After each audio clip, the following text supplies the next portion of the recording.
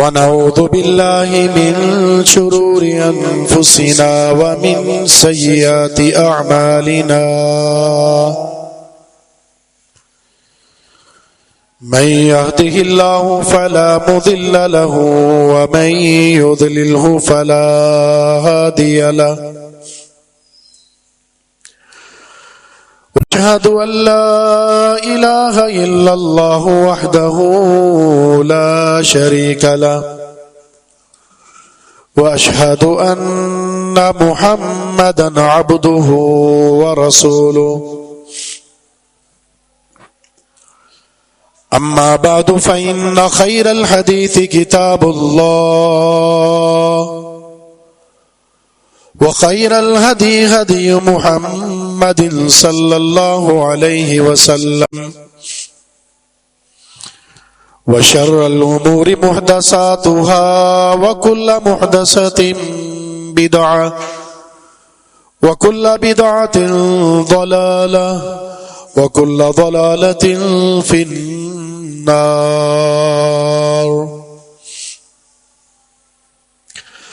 اللهم صل على محمد وعلى آل محمد كما صليت على إبراهيم وعلى آل إبراهيم إنك حميد مجيد.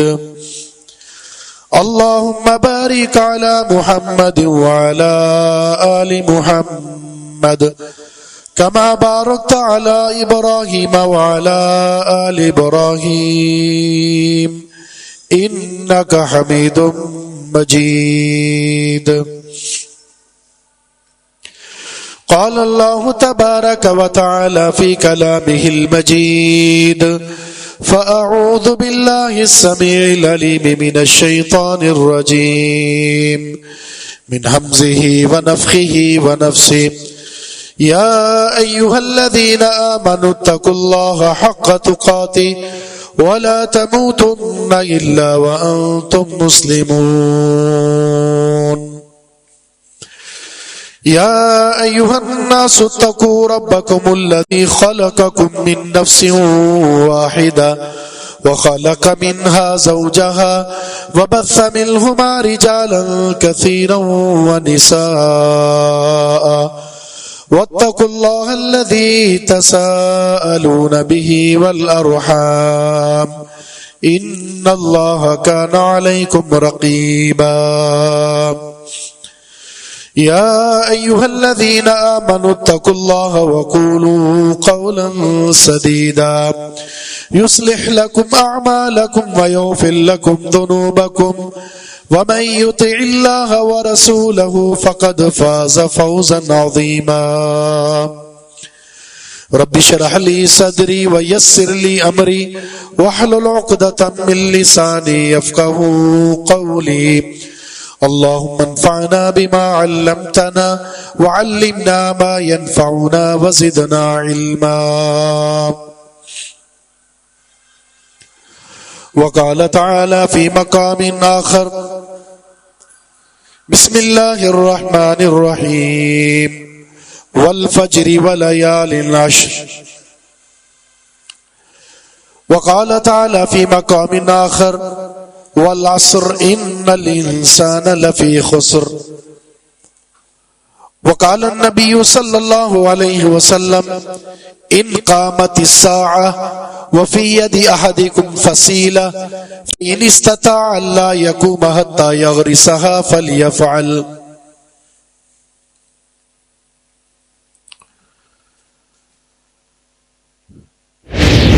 سال 9 مسلمانوں کا اسلامی کیلنڈر تقویم وہ محرم سے شروع ہوتی ہے، جس کو ہم قمری سال کہتے ہیں، جو ہمارے واقع ہجرت کے ساتھ جڑا ہوا ہے. لیکن ہمارے نظام الاوقات میں، روزمرہ معمولات میں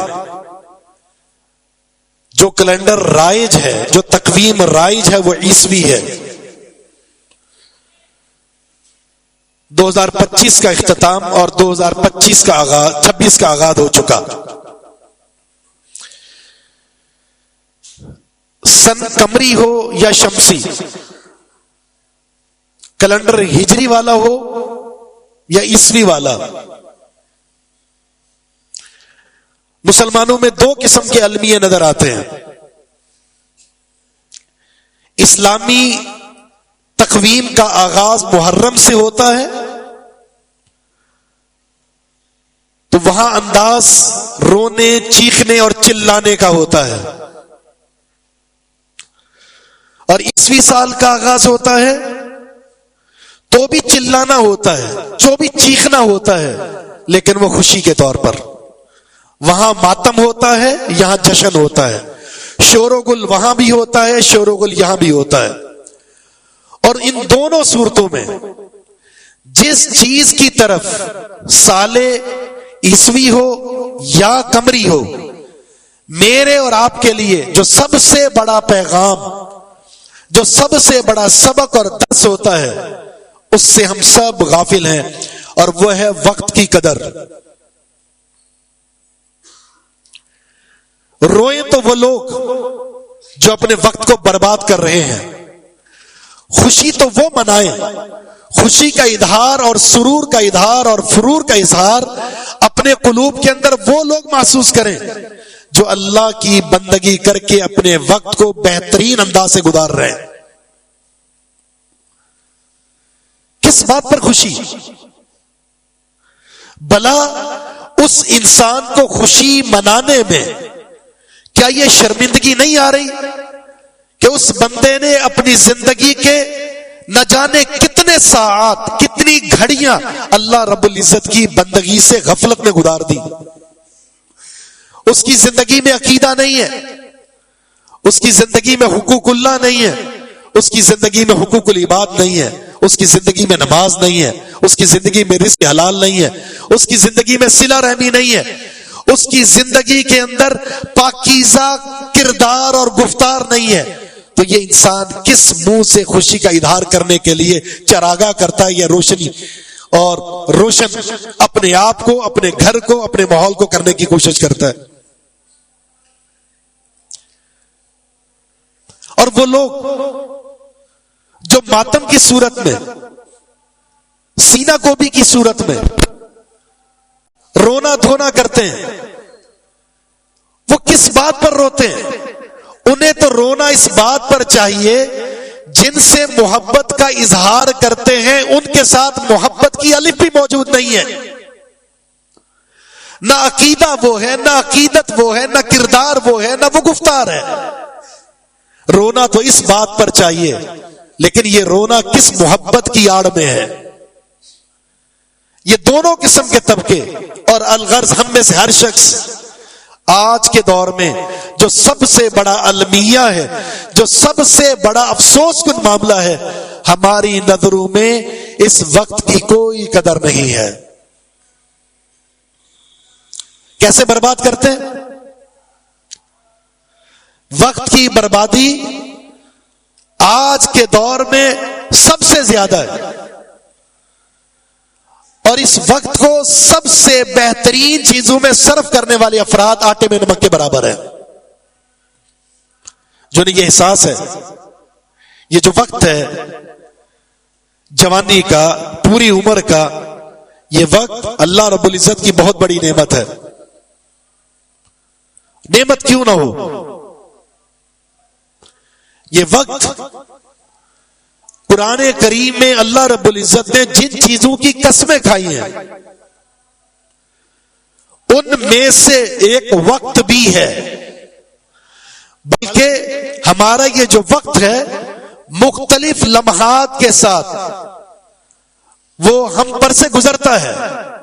کبھی رات کی صورت میں، کبھی دن کی صورت میں، کبھی شام کی صورت میں، کبھی صبح کی صورت میں، کبھی دوپہر کی صورت میں، کبھی چاش کی صورت میں. مختلف اوقات ہیں. رب العالمین نے ان اوقات کی قسمیں کھائی ہیں. واللیل اذا یغشی والنہار اذا تجلی والفجر وليال عشر والشمس وضحاها والضحى واللیل اذا سجى. والعصر ان الانسان لفی خسر، دن کی ہے، رات کی ہے، فجر کی ہے، عصر کی ہے، ضحیٰ کی ہے. یہی تو وقت ہے جو ان ساعات پر گرا ہوا ہے، اور ان تمام اوقات کے، ان لمحات کی اللہ رب العزت نے قسمیں کھائی ہیں. اور یاد رکھیے یہ اصول ہے. عظیم ذات رب ذوالجلال کی جب وہ کسی چیز کی قسم اٹھاتا ہے تو اس کے قسم اٹھانے میں یہ اہم سبق موجود ہوتا ہے کہ اللہ اس کی اہمیت کو اجاگر کرنا چاہتا ہے. اللہ یوں ہی تذکرہ کر دے تو بھی وہ اہمیت کی حامل ہے، لیکن جب وہ رب ذوالجلال قسم کھا لیتا ہے، مجھے فجر کی قسم، مجھے رات کی قسم، مجھے دن کی قسم، مجھے عصر کی قسم، یا مجھے زمانے کی قسم، یا مجھے چاش کے وقت کی قسم، اس قسم کے اٹھانے سے وہ چیز موقت ہو جاتی ہے، اس کی اہمیت اور بڑھ جاتی ہے کہ اب اس کی طرف دھیان دیا جائے.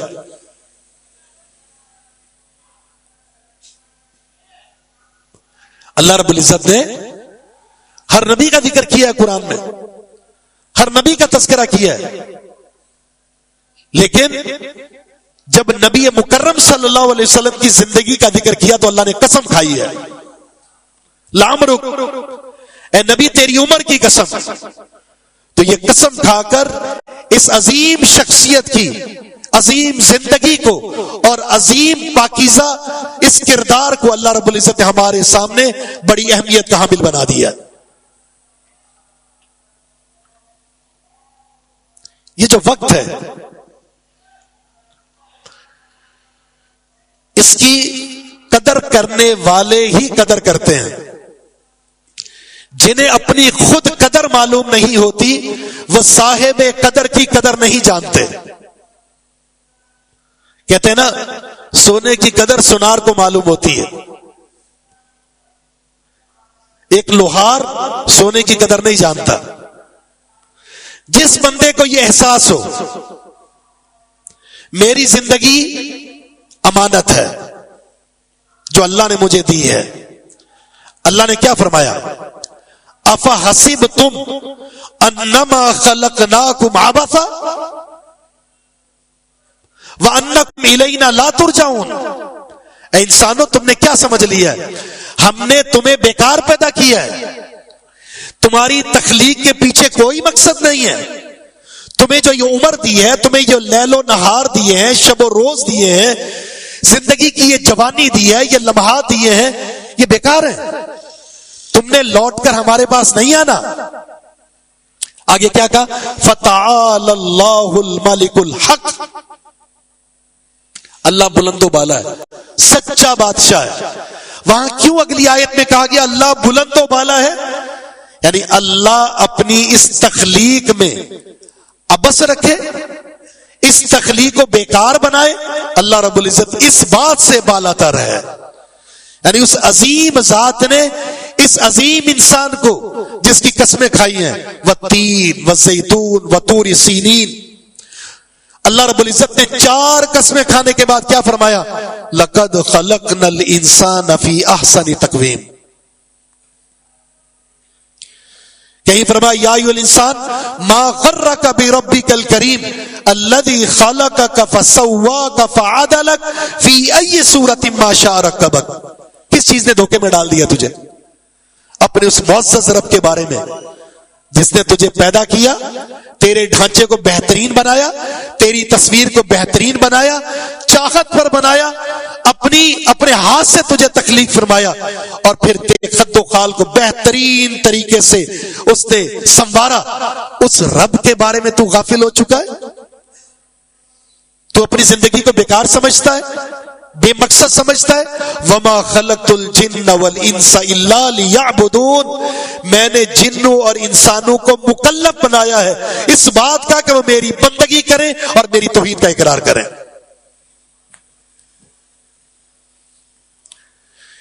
اندازہ لگائیں آج کس دور میں ہیں ہم؟ ایسے دور میں ہیں جہاں اللہ کی سینکڑوں نعمتیں استعمال کرنے کے بعد آج ایک انسان اللہ رب العزت کے وجود کے بارے میں مناظرہ کرتا ہے. اللہ کے وجود کے بارے میں کہ اس کا وجود ہے یا نہیں، میں اس کے وجود کا منکر ہوں، یہ مناظرہ کرنے کے لیے ملحدین باہر نکل آئے ہیں۔ المیہ ہے، اور ایسے افراد کو منہ لگانے کا مطلب ہے ملحدین کو یہ پیغام دینا ہے کہ آج کھلم کھلا اللہ کے وجود کا انکار کر سکتے ہیں۔ اور یہ جو ایک مناظرہ گردش کر رہا ہے، اس میں اس ملحدین کی طرف سے جو ایک خطرناک پہلو جو یہ نکلنا تھا جو سامنے آیا وہ یہ ہے کہ ہم 100 سال بعد یا ایک صدی بعد کم از کم اس مقام تک پہنچ چکے ہیں کہ ہم مسلمانوں کو مناظرے پر لے آئے ہیں رب کے وجود کے بارے میں۔ کم از کم وہ مناظرے کے لیے تیار ہو گئے، کھلم کھلا ہم منکر ہیں اور وہ ثابت کرنے کے لیے آ گئے۔ یہ تو وہ ایک اٹل حقیقت ہے جس کے بارے میں مناظرہ کیا کو گفتگو ہی نہیں ہو سکتی، اس لیے کہ سب سے بڑا منکر فرعون تھا جو اپنے آپ کو کہتا تھا انا ربکم الاعلی، لیکن اللہ نے اس کے بارے میں بھی ذکر کیا وجاہدوا بها واستيقنتها انفسهم، انہوں نے لوگوں کے سامنے انکار کیا لیکن ان کے دل اس بات کے شاہد تھے، اس بات کا یقین رکھتے تھے کہ رب اعلی رب العالمین کی ذات ہے۔ وہ تو اپنا منجن بیچنے کے لیے اس چیز کا اظہار کرتے ہیں۔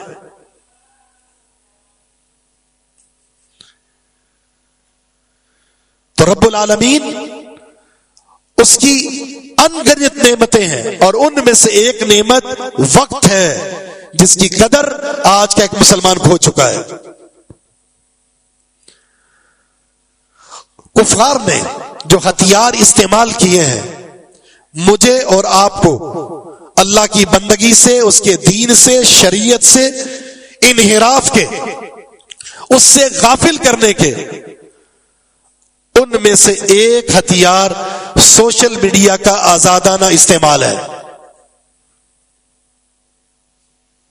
وہ لوگ خود پلاننگ میں ہیں، چھوٹا بچہ ہے، بچی ہے، جوان مرد ہے، لڑکی ہے، بوڑھے ہیں، تدبیر اور چالیں چل رہے ہیں کہ ایک مسلمان کے خلاف ہم نے کس طرح شکنجا کسنا ہے اور ان کو برباد کرنا ہے، یہ چالیں چلی جا رہے ہیں اور ہم خواب غفلت میں ہیں۔ ایک مال کا فتنہ اور دوسرا اس سوشل میڈیا کا یعنی موبائل کا آزادانہ استعمال، یہ فتنہ۔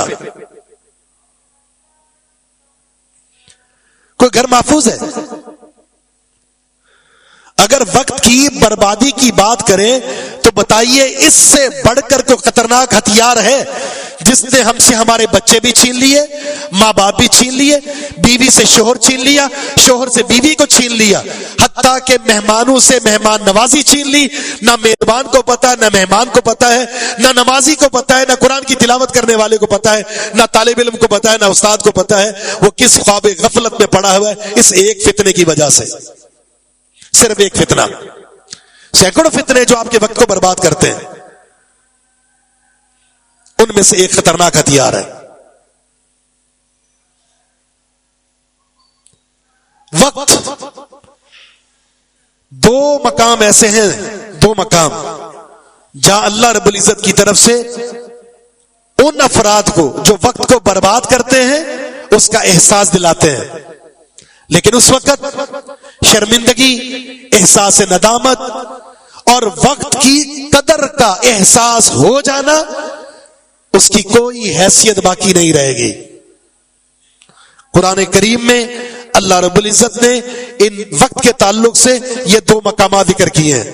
احساس ضرور ہوگا، لیکن جب احساس ہوگا اس وقت اس احساس کا کوئی فائدہ نہیں، کیونکہ وقت بہت گزر چکا ہوگا، وقت بہت بدبار کر لیا ہوگا۔ نمبر ایک، جب اچانک فرشتہ آئے گا موت کا پیغام لے کر، حتی اذا جاء احدهم الموت،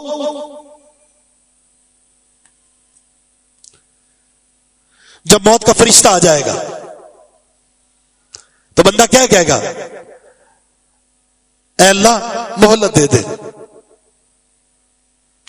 لعلی اعمل صالحا فیما ترکت، جو مجھ سے عمل نہیں ہوئے، میں نے وقت کو برباد کیا، وقت کو ضائع کیا، نہ قرآن پڑھ سکا، نہ قرآن کی تلاوت کر سکا، نہ قرآن کو سمجھ سکا، نہ نماز پڑھ سکا، نہ حقوق اللہ ادا کیے، نہ حقوق العباد. اے اللہ جو وقت کو برباد کیا، جو اعمال صالحہ کو چھوڑا ہے، مجھے مہلت دے دے. ارجعونی، اے اللہ مجھے واپس بھیج دے، اس فرشتے کو واپس بھیج دے، مجھے زندگی کا موقع دے دے. اللہ فرمائے گا کلا، ہرگز نہیں.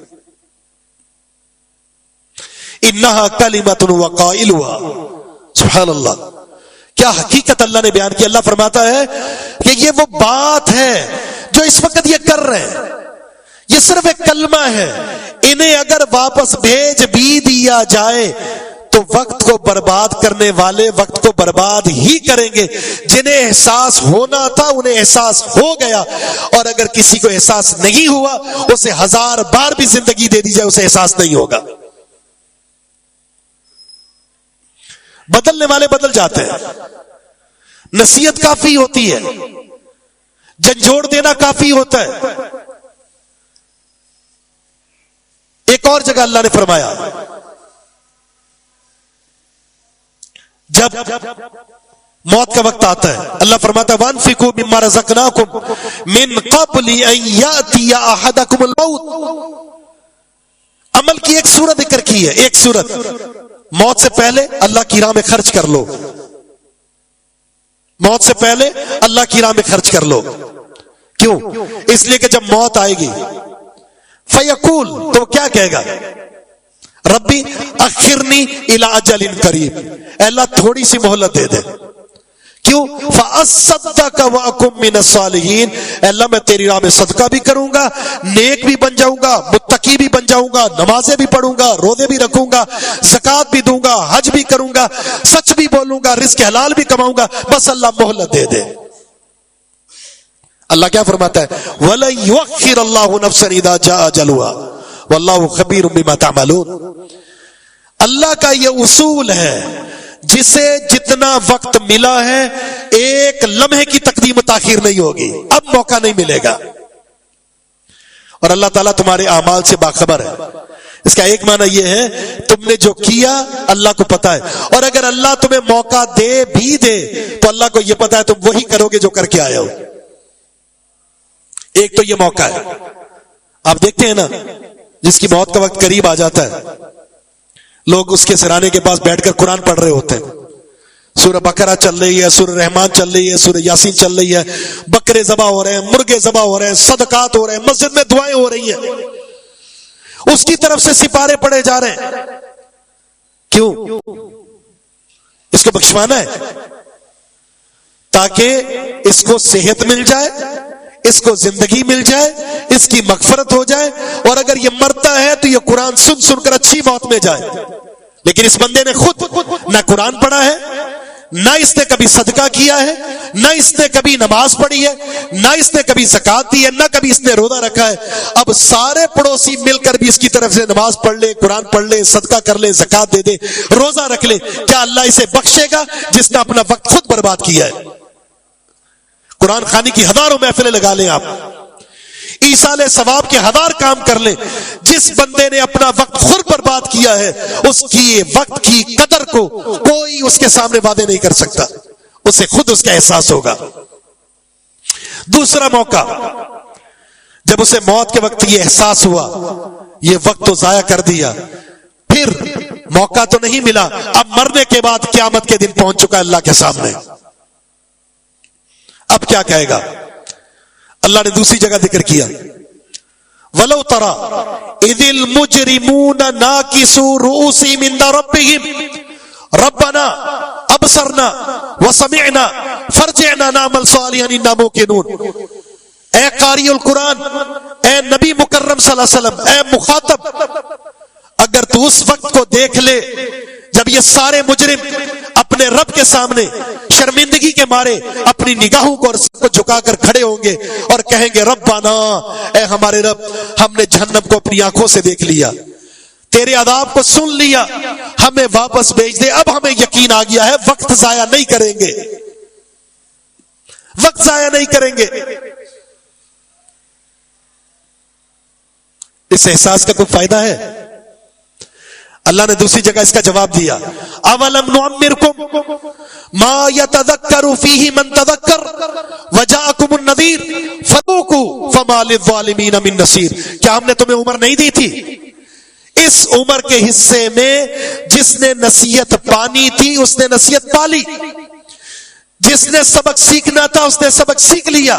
اے ظالمین، تمہارے لیے دردناک عذاب ہے، تمہارا آج کوئی مددگار نہیں ہوگا. تو قیامت کے دن احساس ہو جائے، ہوگا ضرور لیکن کوئی فائدہ نہیں. موت کے وقت احساس ہوگا، کوئی فائدہ نہیں. اب ہم زندہ ہیں، صحت مند ہیں، جوانی ہمارے پاس ہے، بڑھاپا ہے، زندگی کے مختلف حصوں میں ہیں. اللہ نے ان مناظر کا ذکر کر دیا جو ہر ایک کے سامنے آئیں گے. عقل مند وہ ہے جو آج سبق سیکھ لے.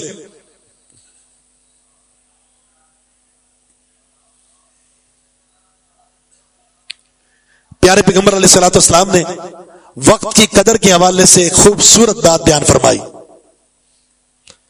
قدر، ایک ایک لمحہ قیمتی ہے.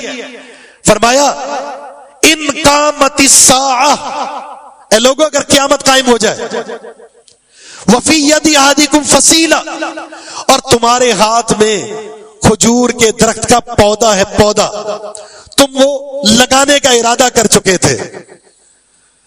فَإِنِ اسْتَطَاعَ اللہ یقوما، اگر اسے یہ طاقت حاصل ہے کہ حساب و کتاب کے لیے کھڑے ہونے سے پہلے اگر وہ درخت لگا سکتا ہے، فَلْيَفْعَلْ، اس درخت کو فوراً لگا دے. اس لیے کہ ایک درخت کو لگانا بھی اللہ کے ہاں کل قیامت کے دن کامیابی کا سبب بن سکتا ہے. ایک نیکی کا موقع اگر تمہیں میسر ہے اور قیامت قائم ہو رہی ہے، تم اپنی آنکھوں سے دیکھ رہے ہو حالات قیامت کی طرف بدلتے جا رہے ہیں، تو ایک لمحے کو بھی ضائع مت کرنا. یہ ایک ایک لمحہ اتنا قیمتی ہوگا، ایک ایک نعمت، ایک ایک نیکی اتنی قیمتی ہوگی، اس کی بنیاد پر جنت اور جہنم کے فیصلے ہو رہے ہوں گے. قرآن کریم میں ایک سورت ہے، سورۃ الاعراف، جس میں ذکر ہے اصحاب الاعراف کا. جنت اور جہنم کے بیچ میں ان کو روک دیا جائے گا، نہ جنت میں جا رہے ہیں نہ جہنم میں جا رہے ہیں. ایک طرف دیکھتے ہیں تو جہنم کی آگ کے شعلے ہیں، دوسری طرف جنت کے اندر پرسکون ماحول ہے. کہہ رہے ہیں اللہ اس جہنم سے بچا لے، اے اللہ اس جنت میں داخل کر لے. ایک عرصے تک روکا رکھا جائے گا، وجہ صرف وہ ایک وقت تھا جس وقت میں انہیں نیکی کا موقع ملا تھا، وہ نیکی نہیں کر سکے. آج نیکی اور گناہ کا میزان برابر ہو چکا ہے، نیکیاں اور برائیاں برابر ہیں. ایک نیکی ہوتی تو جنت میں چلے جاتے. وہ کوئی ایک وقت تھا، ایک وقت تھا. آپ کے سامنے راستے پر ایک کانٹا پڑا ہوا تھا، اٹھا کر پھینک دیتے، آج وہ نیکی آپ کو جنت میں لے جاتی. کسی ایک غریب کو دیکھا آپ نے، اس کی مدد کر سکتے تھے، وہ ضرورت مند تھا، آپ نے کنارہ کشی کی. صلہ رحمی کر سکتے تھے لیکن آپ نے اعراض کیا. 2 رکعت نفل پڑھ سکتے تھے، آپ مسجد میں آئے تھے لیکن یوں ہی چلے گئے. کوئی ایک نیکی جو آپ سے مس ہو گئی، کوئی ایک لمحہ جس میں آپ وہ نیکی کر سکتے تھے، آپ نے اس سے غفلت کی. تو ایسی صورت میں رب العالمین آج یہ احساس دلا رہا ہے، ایک نیکی ہوتی تو جنت میں چلے جاتے. ایک عرصے تک وہ کھڑے رہیں گے، اللہ سے التجا کرتے رہیں گے، درخواست کرتے رہیں گے، اس کے بعد پھر اللہ جب چاہے گا انہیں جنت میں داخل کر دے گا. احساس.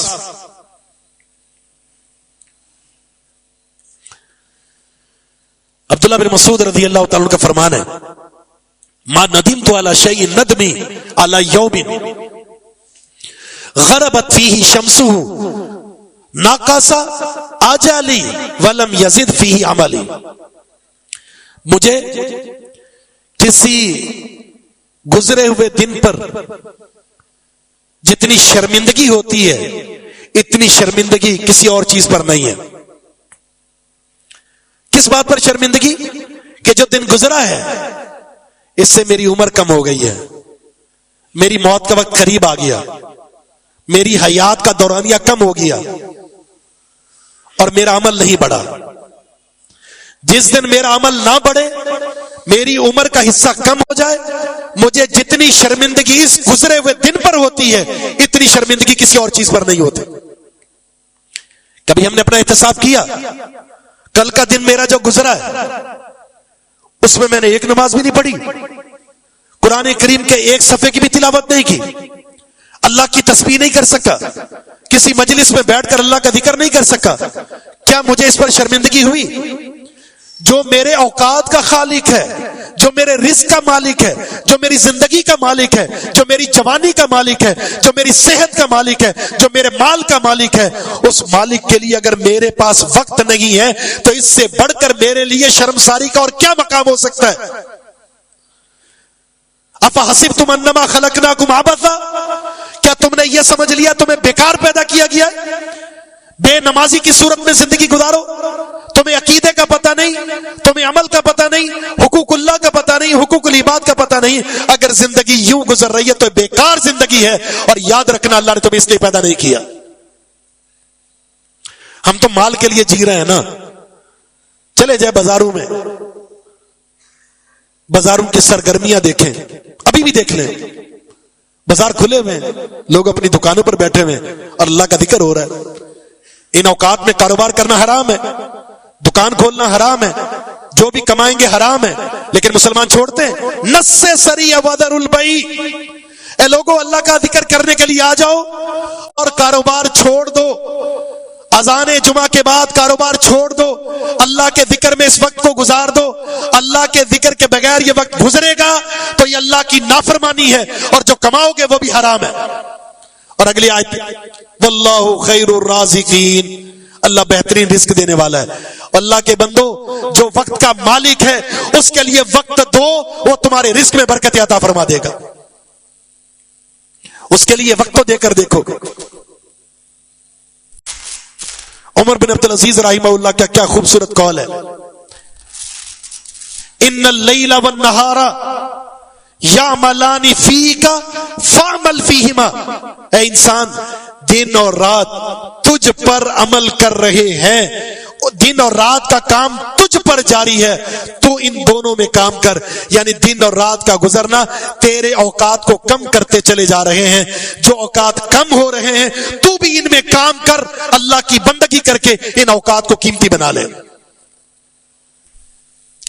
ایک عظیم محدث ہے سیف الیمانی، فرماتے ہیں ان من علامت اعراض اللہ، ان من علامت اعراض اللہ العبد ان یشغلہ بما لا ینفع، جب کسی بندے کو یہ دیکھنا ہو کہ اللہ میری طرف متوجہ ہے یا نہیں، وہ مجھ سے محبت کرتا ہے یا مجھ سے ناراض ہے، تو اس کی علامت یہ ہے اگر بندہ اللہ کی بندگی میں مصروف ہے تو اللہ اس بندے کی طرف متوجہ ہے اور اس سے راضی ہے، اور اگر بندہ ایسے کام میں مصروف ہو چکا ہے جس میں اللہ کی بندگی شامل نہیں ہے تو سمجھ لے یہ سب سے بڑی نشانی ہے کہ اللہ رب العزت اس کی طرف دیکھنا نہیں چاہتا۔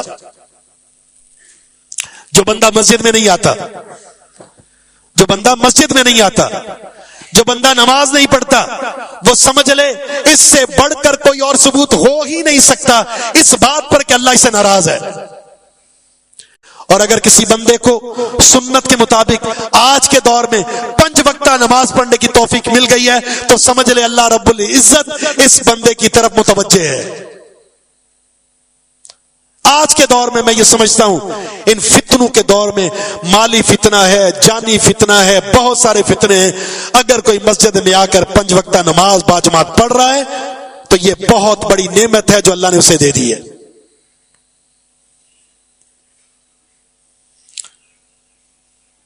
پیارے پیغمبر علیہ الصلوۃ والسلام کی احادیث میں سے کچھ احادیث وقت کی اہمیت اور اس کی قدر و منزلت کے تعلق سے آپ کے سامنے پیش کرتے ہیں۔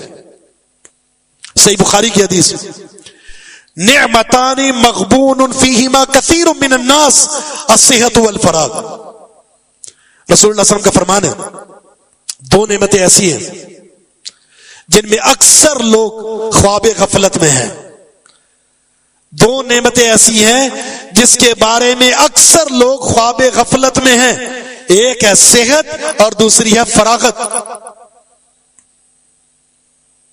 جو صحت مند ہے نا وہ یہ سمجھتا ہے میں نے بیمار تھوڑی ہونا ہے، میں تو بادام کھاتا ہوں، میں تو خالص دیسی گھی کھاتا ہوں، باہر کی کوئی چیز نہیں کھاتا، سبزیاں ہی کھاتا ہوں، بہترین گوشت کھاتا ہوں، بیماری نہیں ہے۔ ایک لمحہ لگتا ہے، آپ سب کے سامنے، ہم سب کے خاندان میں، رشتہ داروں میں ایسے افراد موجود ہیں جنہیں بظاہر کوئی مسئلہ نہیں تھا، لیکن اچانک ایسے مسئلے میں داخل ہو گئے کہ وہ بستر سے اٹھ نہیں پا رہے۔ ہماری آنکھوں کے سامنے گلی محلے کی بات، 5 وقتہ نماز پڑھنے والے افراد 5 وقتہ فجر کی نماز پڑھ کر گھر میں داخل ہوئے، فجر کی نماز باجماعت پڑھ کر گھر میں داخل ہوئے، اور آج کم و بیش 3 مہینے ہو گئے دوبارہ مسجد نہیں آ سکے، اس لیے کہ 1 گھنٹے بعد انہیں فالج کا اٹیک ہوا یا برین ہیمریج ہوا اور وہ بستر پر ہے۔ جو نعمت دے سکتا ہے نا صحت، ایک لمحے میں واپس بھی لے سکتا ہے۔ آج نوجوانوں کو کینسر ہو رہا ہے، ہارٹ اٹیک ہو رہا ہے، برین ہیمریج ہو رہا ہے، شوگر کی بیماری ہر ایک کو ہے، بلڈ پریشر کا مریض ہے، نفسیاتی بن چکا ہے۔ کیا یہ بیماریاں ہمارے سامنے نہیں ہیں؟ کس کو ہیں یہ؟ بچے کو ہیں، جوان کو ہے، لڑکی کو ہے، لڑکے کو ہے، بوڑھے کو ہے، ہر ایک کے اندر یہ بیماریاں موجود ہیں۔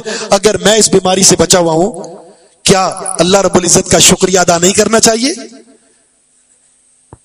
اور جو بیماری میں مبتلا، مرض میں مبتلا بستر علالت پر ہے، جا کے اس کے ساتھ بیٹھیں، دیکھیں اسے، اٹھنا چاہتا ہے کہ میں کھڑے ہو کر اللہ کے سامنے اس کی عبادت کر سکوں، میں قرآن کی تلاوت کر سکوں، میں لب ہلا کر سبحان اللہ الحمدللہ کہہ سکوں، اللہ کی قسم استطاعت نہیں ہے۔ جی چاہتا ہے مسجد جاؤں، نہیں جا سکتا، یہ جسم جواب دے رہا ہے۔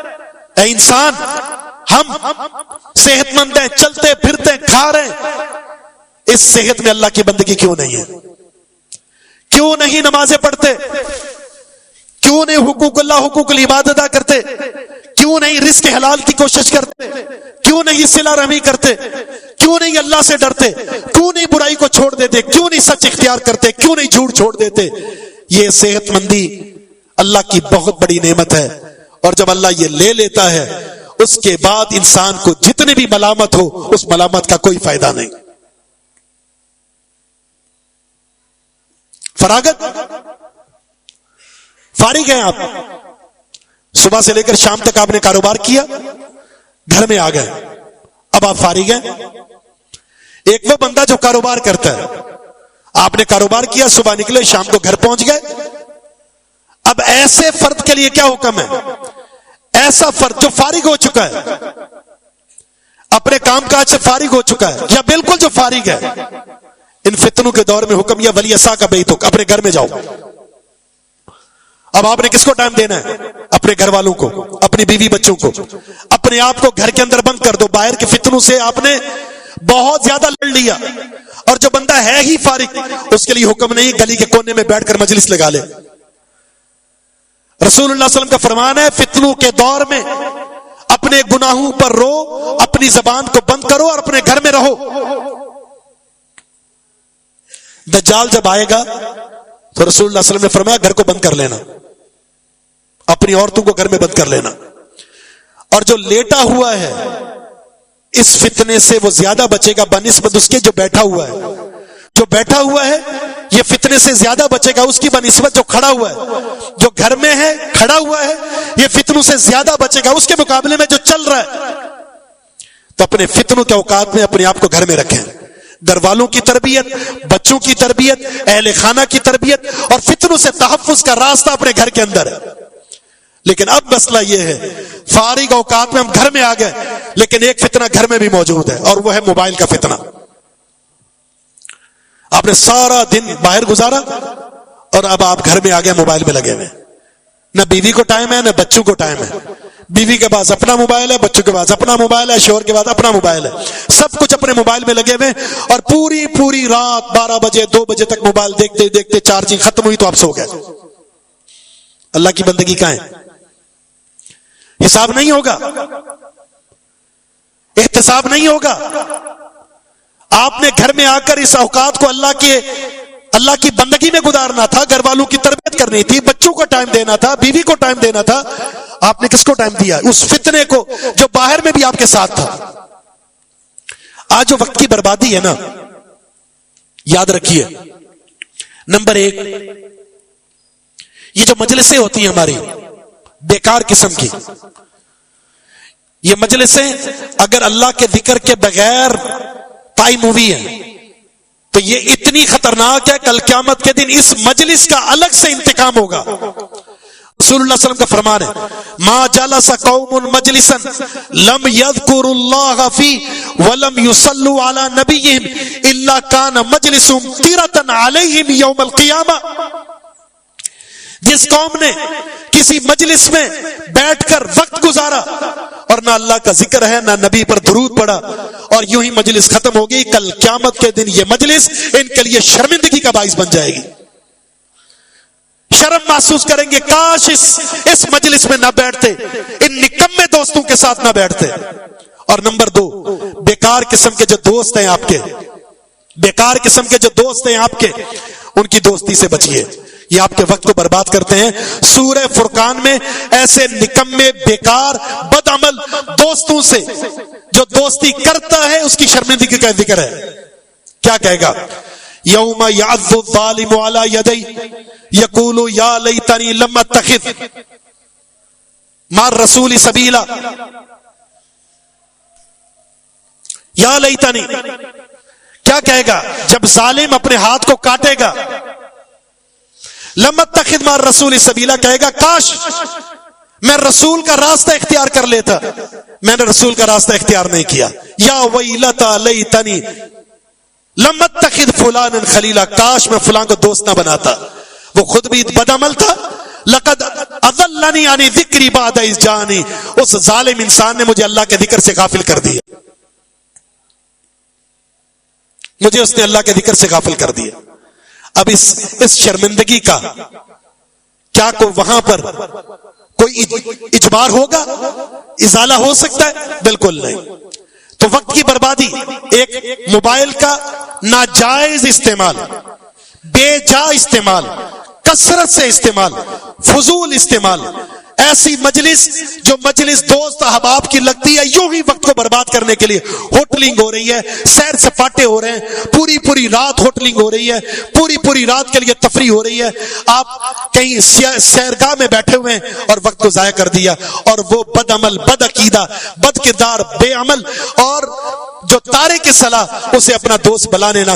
یہ دوست بھی، یہ مجلس بھی، اور یہ سوشل میڈیا کا ناجائز استعمال سب سے زیادہ بھیانک نتائج یہ دے رہے ہیں ہمارے اخلاق، کردار، عقائد، اعمال کی اور وقت کی بربادی کے حوالے سے.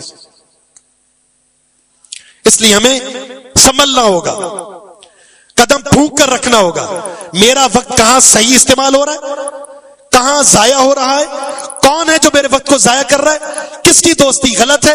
اور یہ موبائل کا استعمال کثرت سے مجھے اللہ کے قریب کر رہا ہے یا اللہ کے دور، فتنوں سے بچا رہا ہے یا فتنوں کی طرف لے کر جا رہا ہے، میں دین کی دعوت کا کے لیے کر رہا ہوں یا بربادی کے لیے کر رہا ہوں. اس کے حوالے سے خود احتسابی آج کریں گے تو ہمارا بچاؤ ہے، وگرنہ یوں ہی چلتے گئے بیماری کب آ جائے گی، موت کب آ جائے گی اور مصروفیت کب آ جائے گی ہمیں پتہ نہیں چلے گا. رسول اللہ صلی اللہ علیہ وسلم نے عبداللہ بن عمر رضی اللہ تعالیٰ فرماتے ہیں، میرے کندھے پر ہاتھ رکھا اور فرمایا کن فی الدنیا کا انک غریب او عابر السبیل.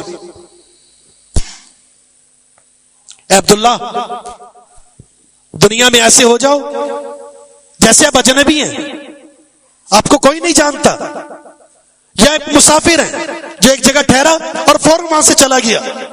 اجنبی انسان جب کسی کو جانتا نہیں ہے نا تو پھر اپنے کام سے کام رکھ رہا ہوتا ہے، پھر اس کے ساتھ بیٹھ گیا، اس کے ساتھ بیٹھ گیا، اس کے ساتھ بیٹھ گیا، اپنے وقت کو ضائع نہیں کرتا، اپنے کام میں سنجیدہ ہوتا ہے.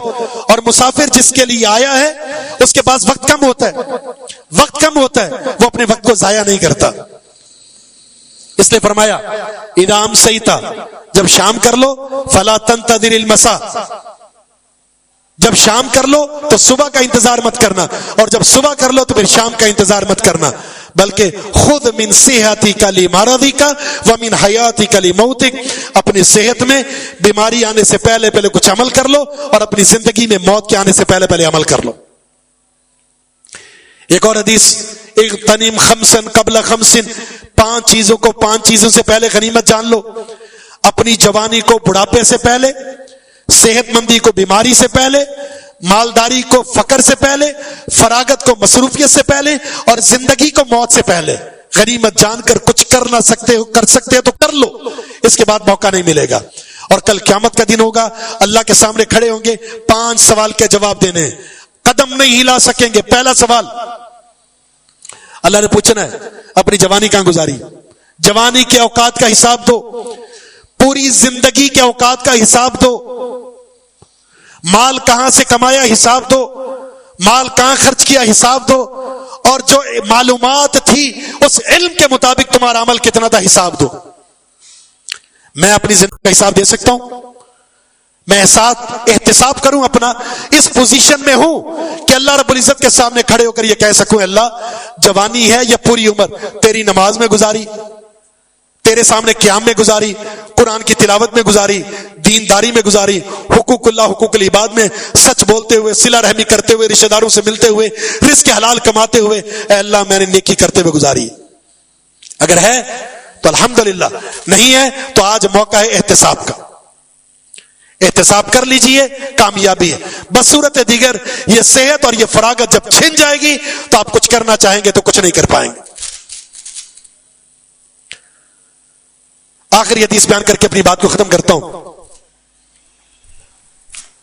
رسول اللہ صلی اللہ علیہ وسلم کا فرمان ہے، اعذر اللہ الی امرئ اخر اجلہ حتی بلغہ 60 سنہ، ایسے انسان کے عذر کو اللہ نے بالکل ختم کر دیا ہے جس کی عمر 60 سال ہو گئی ہے۔ 60 سال، اس عمر میں پہنچنے کے بعد اب گناہ کرنے کا کوئی جواز نہیں ہے، نماز نہ پڑھنے کا کوئی جواز نہیں ہے، رزق حلال کو چھوڑنے کا کوئی جواز نہیں ہے، دل میں بغض رکھنے کا کوئی جواز نہیں ہے، دنیا کے سپنے دیکھنے کا کوئی جواز نہیں ہے۔